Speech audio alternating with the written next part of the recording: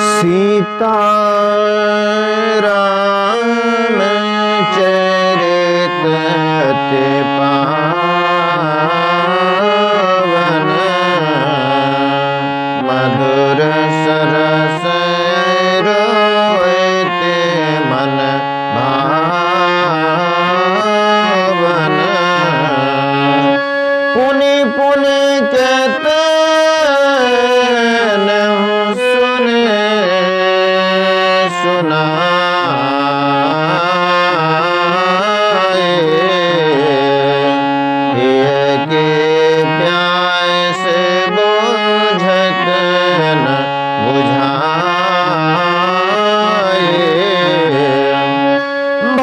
प्रिय रामचंद्र की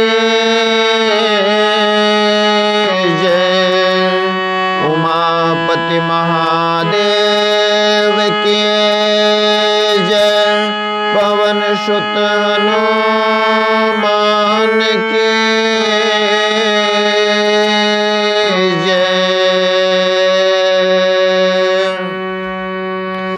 परम आदरणीय श्रोतागण, सादर नमन। आशा करता हूँ आप स्वस्थ एवं प्रसन्न मुद्रा में होंगे। आज आपके समक्ष प्रस्तुत है राधे श्याम रामायण का अगला प्रसंग। पूर्व के प्रसंग में हमने देखा कि प्रभु श्री राम के बहुत प्रकार से समझाने पर भी सीता मैया ने अपने अकाट्य तर्क सामने रखे हैं और अंत में अश्रुपात करने लगी हैं। ऐसी स्थिति में प्रभु श्री राम ने उनके वनगमन जाने पर अपनी मोहर लगा दी है।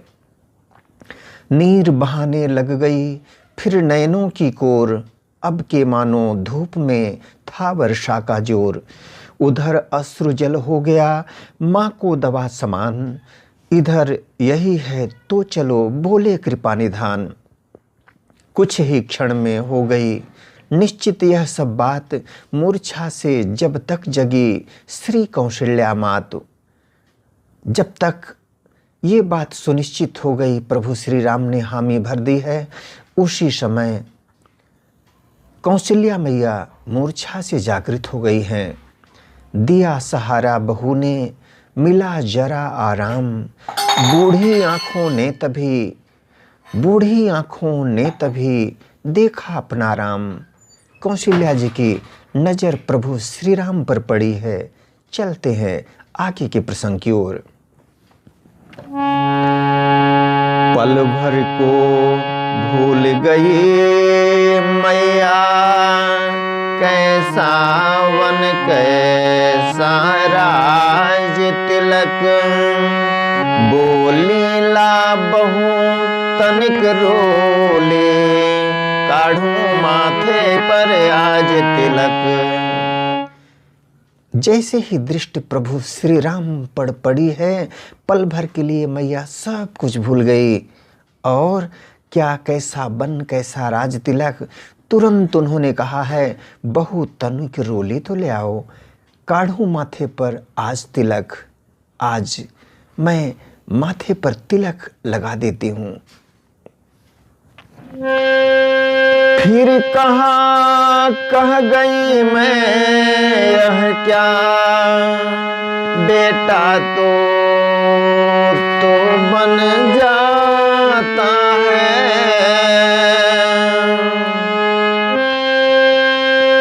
फिर कहाँ कह गई मैं यह क्या, बेटा तो बन जाता है।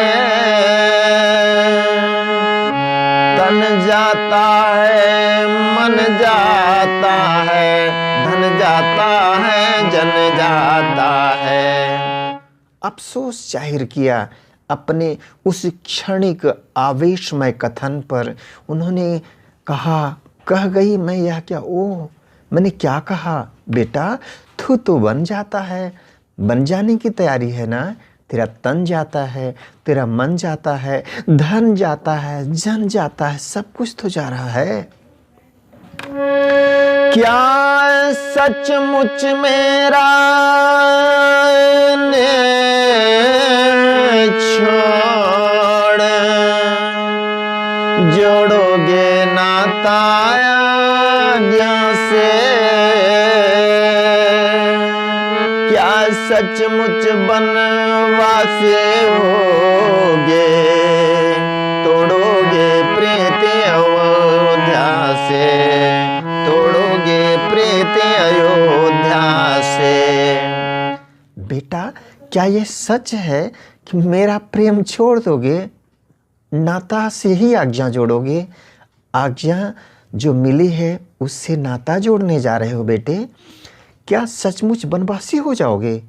तोड़ोगे प्रीति अयोध्या से, अयोध्या से प्रेम तोड़ दोगे बेटा? क्या सचमुच आन कर चुके हो 14 वर्षों तक आने की? क्या सचमुच राजा ने तुमको दी है आज्ञा बन जाने की?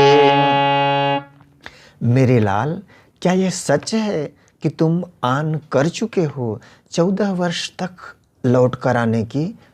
14 वर्षों का वनवास ऐसा मन बना लिया है? क्या सचमुच राजा ने तुमको बन जाने की आज्ञा दी है? यही कहते हुए फिर मौन हो गई मात। हाथ जोड़कर राम ने तुरंत कही यह बात।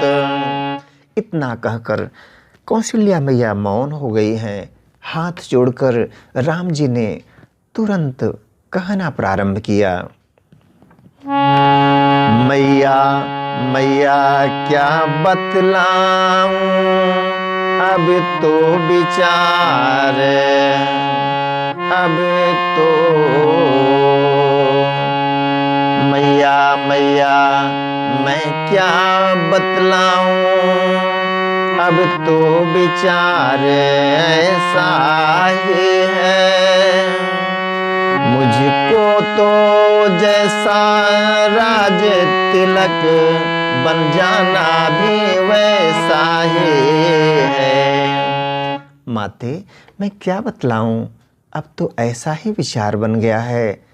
जैसा मेरे लिए राज तिलक वैसा ही वनवास। मुझसे भी अधिक चाकरी को है भरत आपका दास यहाँ। दुख क्या है बन जा रहा एक, दूसरा पुत्र है पास यहाँ। मैया, मुझसे भी अधिक सेवा करने के लिए दास भरत तो है ना आपके पास। भरत से बड़ी सेवा कौन करेगा माँ? क्या दुख है, एक वन जा रहा, दूसरा पुत्र तो पास ही है ना। यह सच है पर एक भी वह क्यों बन को जाए। लगे सोचने उसे क्षण माता उचित उपाय। सच है बेटा राम, लेकिन एक भी बन को क्यों जाए? सोचने लगी मैया। कोई उचित उपाय उनके दिमाग में सूझा है। उन्होंने कहना प्रारंभ किया, तेरी विचार के सागर में कुछ उभरे फिर कुछ डोल उठे। एक ही बात थी जानदार, वही कौशल्या बोल उठे। विचारों के सागर में तैरने लगी। कुछ उभरी, कुछ डोल रही थी मैया। एक जानदार बात उनके दिमाग में आई और उस बात को कौशल्या मैया ने कह दिया है। बेटा वे तुम्हें भेजते हैं, यह 14 वर्षों को वन में, यदि 14 वर्षों को वन में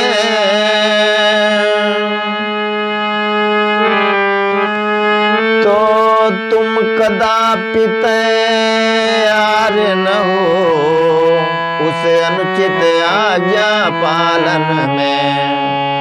बेटा, यदि 14 वर्षों को वन में पिताश्री भेज रहे हों तो कदापि न जाना बेटा। ऐसी अनुचित आज्ञा का पालन बिल्कुल न करना। मैं माता हूँ, माता का पद है बड़ा पिता से बेटा, इसलिए रोकते हूँ तुमको अपनी आज्ञा से बेटा। मैं माता हूं ना, पिताश्री ने आज्ञा दी है। बड़ा पिता से माता का पद बेटा पिता से बड़ा होता है, इसलिए यदि पिता की आज्ञा है तो मैं तुमको रोकती हूँ। मत जाओ बेटा, मेरी आज्ञा मानो। यही कहते हुए जब हुआ मुख कमल बंद, बोले सरल स्वभाव से, बोले सरल स्वभाव से तब श्री रघुकुल चंद। मैया ने कहना बंद किया, तब प्रभु श्री राम रघुकुल चंद बोल उठे हैं। कुछ कहा नहीं यद्यपि पिताजी ने, फिर भी वरदान समस्या है। वन जाने में मझली माता के आज्ञा है। मैया, पिताश्री ने कुछ भी नहीं कहा है, लेकिन वरदान एक समस्या है। मझली माता कैकेयी जी की ही ऐसी आज्ञा है। ऐसा है तो लाचारी है, यह बोली कौशल्या माता। क्या छोटी और बड़ी मझली है सब समान माता माता। यदि ऐसी बात है तब तो लाचारी है लाल। क्या छोटी, क्या बड़ी, क्या मझली, माता तो सब समान होती हैं। अच्छा जाओ मेरे लालन,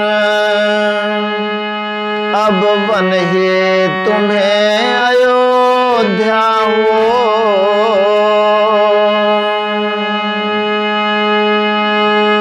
आशीष है यही माता की, दिन पर दिन मान प्रतिष्ठा हो। बेटा लाल, मेरे लाल, जाओ मेरे लालन, अब वन ही तुम्हें अयोध्या के समान हो जाए। मेरा आशीर्वाद है बेटे। यही माता की दिन पर दिन तुम्हारी मान प्रतिष्ठा बढ़ती जाए लाल। संकट को जो सह लेते हैं, मन वांछित पद वह पाते हैं।